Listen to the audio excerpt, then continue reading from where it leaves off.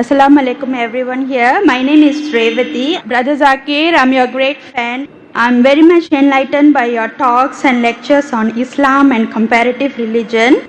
I have been reading Quran and I have a lot of Muslim friends. I'm from Singapore, born and brought up in India. I have some questions and please clarify. Thank you so much. My question is, can we relate the regeneration of skin for hellfire as stated in Quran chapter 4 verse 56 as reincarnation of new life for real suffering? Thank you. Sister asked a very good question. Thank you. She said that can we relate? She said that she has heard my talks and she is impressed, alhamdulillah. That is the reason she is quoting with reference, alhamdulillah. She is saying that the Quran says in Surah Nisa chapter 4 verse 56 that the skin is replaced so that you can feel the pain. Is it similar to reincarnation and a person is born again in this world? Sister, both are different.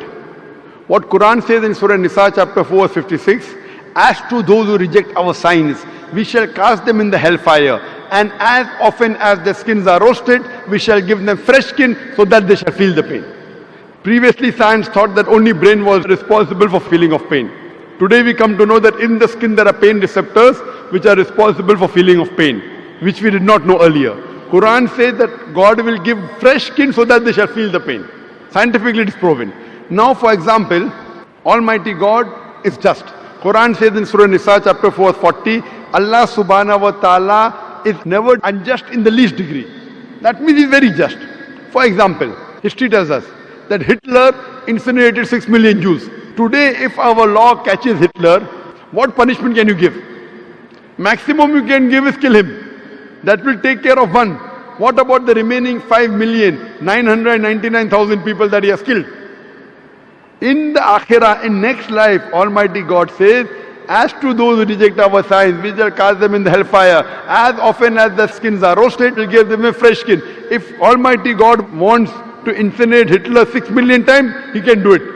12 million times he can do it. This is an example of the punishment in the next life. This does not justify about the cycle of rebirth. This cycle of rebirth, sister, if you read in the Vedas, Veda is the most authentic book amongst all the Hindu scriptures. The Veda speaks about Punarjanam. In Rig Ved, volume number 10, Punarjanam. Punar means next, Janam means birth. Even we believe in next birth. Even Quran talks about next life. Once we die, we'll be resurrected on the day of judgment. Same thing Veda says. Punarjanam means next life. But the scholars of Hinduism, they came out with a philosophy known as Samskara. Samskara in Hinduism, it is the cycle of birth, rebirth, birth, rebirth, birth, rebirth. This is nowhere mentioned in the Veda. Veda speaks only about next life, which even Quran speaks. But the scholars of Hinduism could not justify how people are born. Some people are born handicapped, some people are born in poor family, some people are born with congenital heart disease. So God cannot be unjust. So to justify the justice of God, they come with a new philosophy called as samskara, cycle of birth, death. Maybe in their previous life, they did some wrong deed, therefore they are born handicapped. This is the philosophy of the Hindu scholars, not of the scripture. Your Vedas are very explicit, Punarjanam, next life. Even Quran says, you come in this world. Allah says in the Quran in Surah Mulk chapter number 67 verse number 2, Alladhi khalaqal mauta wal hayata. It is Allah who has created death and life to test which of you is good indeed. So this world you have only life once. Once you die, Almighty God will resurrect you on the day of judgment. That's what the Vedas say. But the Hindu scholars, they could not explain why some children are born deaf, some dumb, some with heart disease, some in a poor family. Because they could not justify, they came with this philosophy which is not mentioned in the Vedas. Same way if you read Bhagavad Gita. Bhagavad Gita says that how does a soul change body? How does a caterpillar, when he goes to a blade, he jumps onto a new blade? Same way the soul changes into a new body.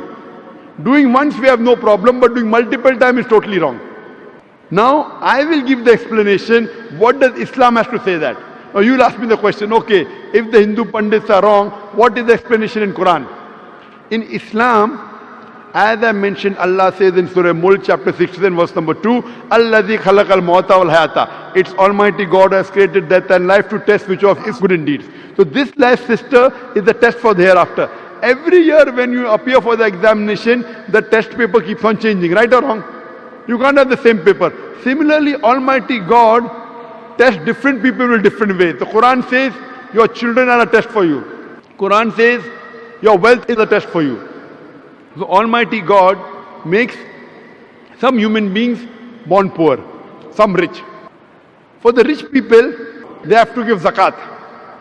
In Islam, every rich person who has a saving of more than 85 grams of gold, he or she should give 2.5% of that saving every lunar year in charity called as zakat. Poor man, there is no zakat. He gets 100 out of 100 marks in zakat. The rich man, if he doesn't give zakat, he'll get 0. If he gives half zakat, he'll get 50%. We say, Arey, garib hai, arey, poor man. That poor man is good. In Akhirah is passing. So poverty is a test, wealth is a test.